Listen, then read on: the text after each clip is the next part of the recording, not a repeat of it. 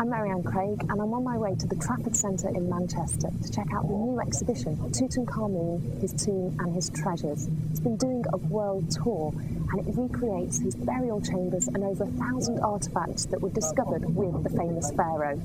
I've never been to Egypt myself, and I'm really looking forward to seeing this amazing vision of ancient Egypt. So we're here at the Tutankhamun exhibition in Manchester, and the exhibition begins with recreated displays of the antechamber and other burial chambers as they were discovered when Howard Carter broke down the walls. And I'm joined by Bob Partridge, the editor of the Ancient Egypt magazine, to explain to me a little bit more about some of the things I can see. Bob, I must admit that I was a little bit dubious when I came to the exhibition because everything is a reconstruction. There's nothing, in inverted commas, real about this. But what I love about this is it really shows you what Howard Carter would have seen on that day in 1922 when he broke down the doors and he said, "What do you see? I see wondrous things." Because archaeology as a process is destructive. Absolutely. I mean, we're very lucky. Carter's clearance of the tomb was very well recorded, and he had lots of photographs taken by photographer Harry Burton. So everything was photographed as it stood. But Carter had no idea what to expect. When he broke down the doorway, for all he knew, it could have been an empty chamber, because that has happened before. And it really wasn't. Imagine his shock when he broke down the door. And I mean, one of his comments was "gold everywhere, the glint of gold."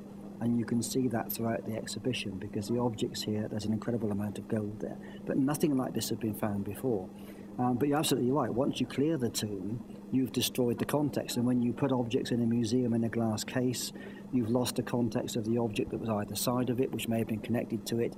You even lose the context between boxes and their contents. What this replica tomb scene has done is created to full scale, recreated the Harry Burton pictures, if you like, in full colour and in 3Ds. What it shows is the complete jumble of objects. It is a real jumble. I mean, it looks like somebody's garage or storeroom. Absolutely. Well, I mean, that's almost what it is, a storeroom, because it's a very small chamber.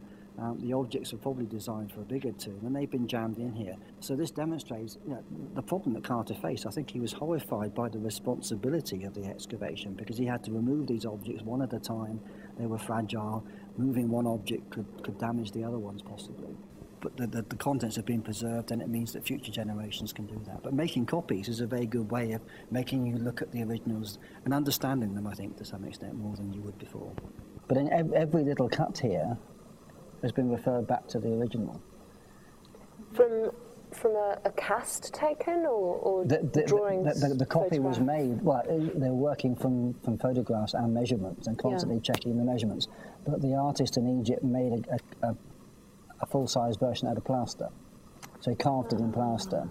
And then from that a mold was taken, and then it was cast in copper and then electro-silver plated and gold plated. So I mean, this is a very expensive replica, but it really is good. I mean, it's stunning to see it, and I mean the base as well, and the mast the same way.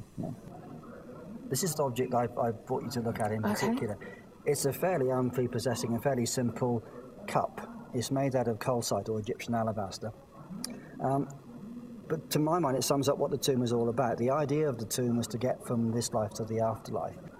The Egyptians regarded their afterlife as a better version of their life, their own life. It was Egypt as they knew it, but with all the nice bits there and the nasty bits removed. So no disease, no famine. So you have to imagine an afterlife where they were happy and everyone prospered. That sounds good. Well, it's a universal concept, isn't it? Absolutely. This shows two aspects of the afterlife. The first thing are the names of the deceased person. It was important that the names of the deceased were spoken and remembered. So on the front of the cup, we have the two names of Tutankhamun, Neb-Khepru-Ra. So by repeating those words, by me saying those words or you saying them, we've added 10 years to Tutankhamun's afterlife. It's important that you speak of the dead. If you speak of the dead, they live. Around the top of the cup is an inscription, and it's aimed at the soul of the king, his car. And it sums up, to my mind, the idea of the afterlife. And the inscription says something like, may your car live. May you spend millions of years, O you who love Thebes, with your face to the north wind, your two eyes beholding happiness. And that's what it's all about. You've got a lovely Egypt, very hot, but a nice cooling north wind, and you're there in the afterlife and you're happy. That's what it's all about.